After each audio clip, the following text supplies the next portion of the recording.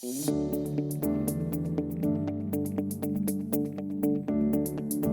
and good morning, everyone. Welcome to another Connections That Matter. Today we are grateful to have Mervyn Byrd in the house with us, and we're actually doing a live, socially distant taping. Yes.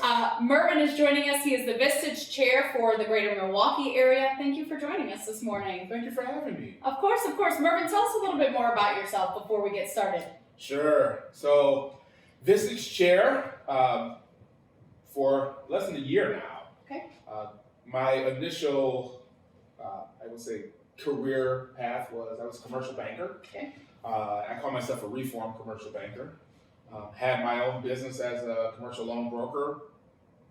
Of course, that was in an optimal time between 2004 and 2012. So right in the middle there, things kind of went awry. Yep. So I pivoted and went to work for the Waukesha County Business Alliance. I became the senior VP of sales and leadership development there. That's when I really kind of cut my teeth and grabbed a hold of leadership development as a passion. And then accepted this call here to be a Vistage Chair. So that's really I love that. exciting. Accepted this call. I need to start using that because I just said earlier today there's work and then there's life's work. And when you start doing life's work, it kind of changes the game. So I appreciate that. So today's topic is how to make a massive impact in a small business and talking about leadership beyond the boardroom, right? According to Forbes, and let me know what really resonates here. Okay. These are the top 10 things that make a great leader. Having faith in your beliefs, making the hard choice, earning the respect of the team that you serve, knowing your team, knowing the people that your team are the key to success, articulating a clear vision, pushing people to be their very best, right? So allowing people the space to create the best version of themselves, pushing or serving a greater cause. And you and I chatted about this when we originally talked about the topic. And this is where I want to dig in with you, your calling. I heard you say that. Focusing on helping the team and then not leading by force. And in the spirit of, everyone at EmPower knows I'm passionate about the game of basketball. I'm passionate about Michael Jordan being the greatest of all time, the GOAT. MJ says in The Last Dance, leadership comes with a price. What does that mean to you? Leadership comes with a price. What's the price that you think leadership comes with? As a leader, you're not always going to be popular. And I resonate with a lot of those that Forbes mentioned there. But you're not always going to be the popular person in the room because you have to make tough decisions. Mm-hmm. So not everyone, if you try to be that person that is going to be a people pleaser and please everyone, you are going to find yourself running in circles. Mm-hmm. And you're going to fail. Mm-hmm. There's a lot of, when I think about leadership as a whole, there's so much necessary rebuilding that we have to do as a people. And I think that I'm interested to hear more about your path to leadership. Were you a natural born leader? Was there someone that you related to that you were like, okay, I know I'm a leader because I look like and I relate to this person? What was your path as a leader and how did you get here? I don't know if I believe in natural born leaders. I think that there certainly are. I don't know that I ever was. People always said, "Gosh, you're a natural leader." I don't think I ever believed that about myself. I believe that I've done a lot of hard work on my inner self because I think that's one of the keys to being a leader is constantly growing yourself. And so I've done that work. I've done a lot of that work to become who I think that I need to become. So my path, for me, has been long and circuitous. It has not been an easy path. Mm-hmm. And there were times in my life where I really wanted that path to be really easy because this hard work easy right button. now. Yeah. Easy button. But nothing has ever been that way for me. So that's why I say I don't think I've been a natural born leader. I've just been a guy who's just persevered through a lot of things, a lot of bad stuff. I think about how great my timing has been to launch a Vistage group. I launched it in the middle of COVID, for goodness sake. Yeah. Who does that? Who Yeah. thinks, okay, there's some great content. So to launch in the middle of COVID really, to me, takes away a lot of excuses for anyone. I totally agree. And I think there's many of us in this organization that have read The Obstacle is the Way, right? Like if you have an obstacle, that's literally the only way. The path is beyond the obstacle. You have to fight through, and you have to realize, I think, that the light is within you, and you have to go through the darkness and again, just go inside to really be able to bring the rest of the team along with you. Yeah. What makes you most excited about the role that you serve? And I want to pivot from there too to talk about what makes you most excited about the role that you serve, and then how are you sharing that leadership outside of your role as the Vistage chair? Yeah. What makes me most excited really are the members of the group. It is absolutely phenomenal. I got an email, unsolicited email from one of the members last week. Said, Mervyn, you're putting together something great, in all caps. This is phenomenal what you're doing here. And I would only change that to say, we're putting together something great. I get really excited when I get a chance to be an influence, be the leader of the group. These are very driven and smart, intelligent people, men and women that are part of my group. And I get the distinct honor of being the leader of that group and guiding them and leading them and to make them, help them to be better husbands, wives, parents, CEOs, presidents. It's absolutely phenomenal. I get charged up. Talk to me about beyond the boardroom, beyond leadership. So beyond being a leader at EmPower, beyond being a leader at Vistage, what is important to you, and how are you expanding that impact? Is there nonprofits that you're affiliated with? Have there been in the past? What type of work are you doing? Yeah, my community. You know, I'm born and raised here in Milwaukee. This is my community. During winter, I get a little tired of it, but this is where this is home. So my community in general is really important to me. My local church, where I worship, and that family, we haven't been together since March. I miss that. You know, the virtual thing is fine, and I miss that. So I miss getting together. I miss being part of that group. I'm involved in several nonprofit organizations. I sit on a few boards. Wisconsin Veterans Network, I'm an advisory board member there. It's really important as a veteran myself. Really important that veterans have what they need. Yeah. These brave men and women go and put everything on the line for God and country. Yeah. And when they come back home, they need to make sure that everything that they need is available to them. Yeah, 100%. Absolutely. 100%. I sit on a board for a senior living community, and again, another thing that's near and dear to my heart. As our community ages, we need to ensure that they are well taken care of. I want to get back into coaching. I used to coach football. Yeah. For the young people, 5th through 8th grade. Why is that important? Youth coaching, leadership.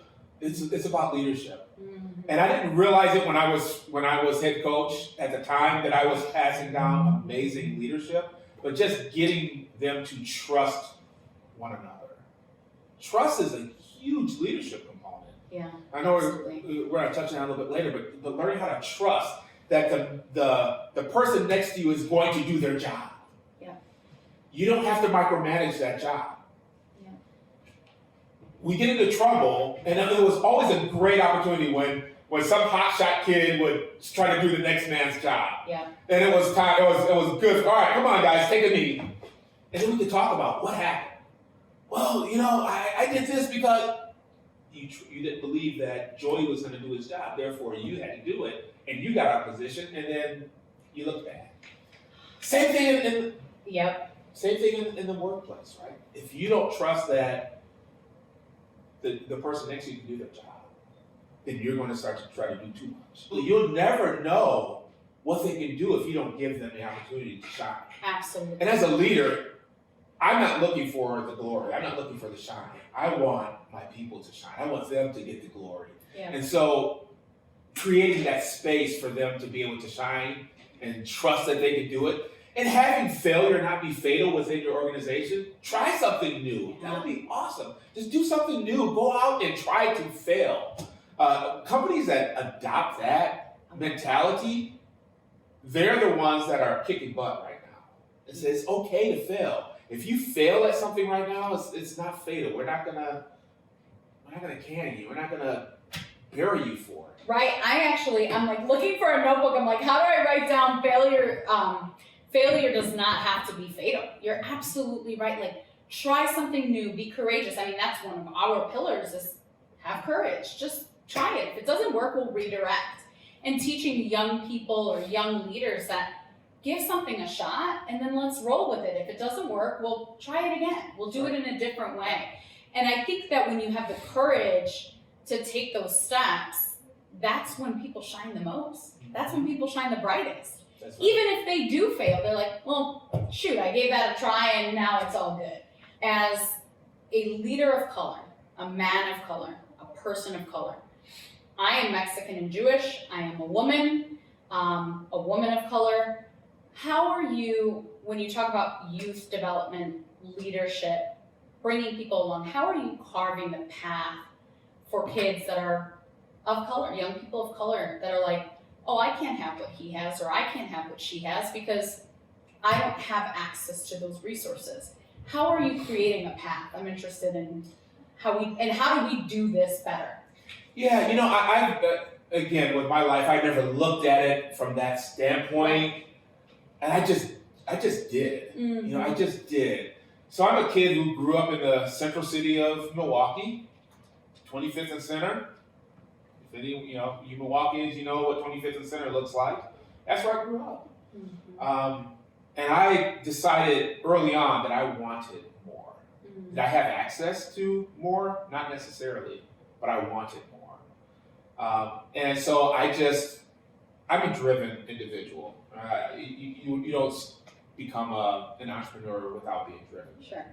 So I'm a driven individual, and I just do not allow myself to be defeated. So how do we, when we're talking about youth, how can we do a better job of carving that path? So we're saying, win every day. You don't have a lot of time. You think you do. Find your inner fire. How do we continue with bringing those people along to find that fire? What sort of programs, access should they have for people like us who may have not had all of that access or resources? What else should we be doing? I think we need to go into schools mm-hmm. and find those they have just a little ember mm-hmm. just continuously burning. Yeah. And it may not show up the way we think it ought to show up, but we just see that little ember burning, and we reach those. We reach out in massive ways. Yeah. To just say, pull yourself up by your bootstraps. You might not have bootstraps. Yeah. And it's empathy and it's understanding that every person's path is different. Every person's background is different. But you're empathizing there and saying, even though it's different, I can give you a shot. Yeah. And I think that's what people are looking for. They're looking for an opportunity, looking for a shot. Yeah. And when I get my shot, I'm not going to squander it. Yeah.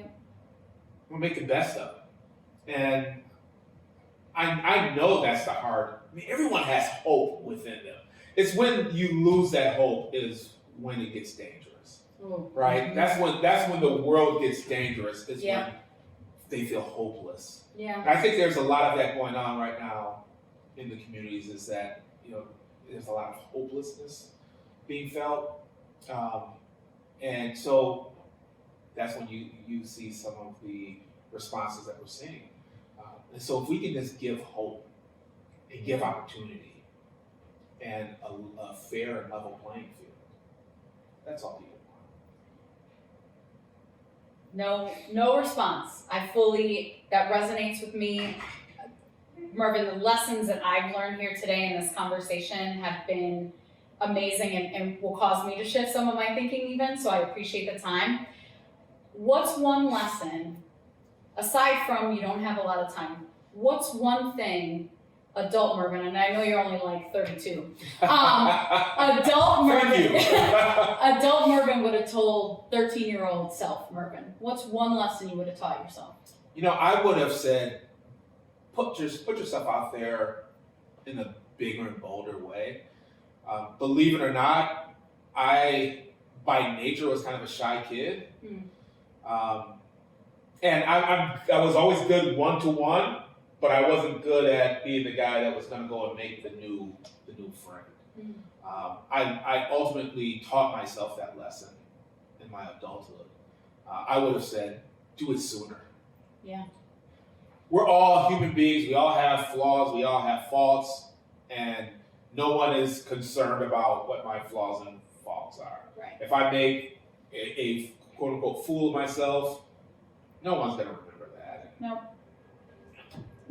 Because they're all concerned about themselves. Amen to that. Absolutely. Well, this has been an awesome conversation. I appreciate your time. I respect your vision and your thoughts and your philosophies around leadership. If other people want to connect with you, how do we find you? On LinkedIn is the best one? LinkedIn/Mervyn Byrd. Mervyn is MERVYN, Byrd, BYRD. Search me there. Probably not too many Mervyn Byrds out there, so you'll find me. Perfect. And last question. We got to ask for our VP of Growth and Marketing, who is the GOAT in the MBA, from the MBA? Oh, it is MJ. Thank It you. is MJ. Thank you. And everyone else, then they will acknowledge that they attribute what they are is because of the Eagles. Amen.